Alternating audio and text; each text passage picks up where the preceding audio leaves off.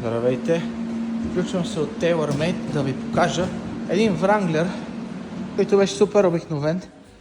Огледалата са препратка към салона. Вече виждате всъщност какво сме направили.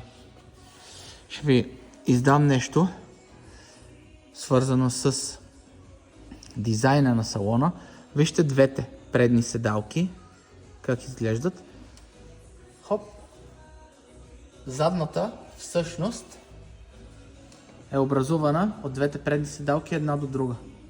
Ето, преминаваме колите на вратите към таблото на автомобила. Отгоре цвета му е минт, в долната част при километражите е черно, защото както виждате в една линия върви с горната част на колите на вратите. Воланът му е тематичен, скоростите също. Ето, полупробита кожа, полупробита кожа. Полупробита кожа. Това е. Колата е за лятото, ще се кара отворена от плажа до къщи, от къщата до таверната. Коланите са препратка също към интериора. Това е нашето лого, както знаете.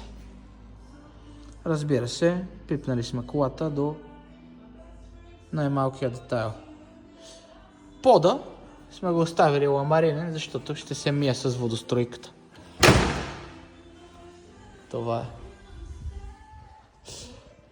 Забравих да ви покажа седмиците, които всъщност са огледални също, както предните седалки на колата.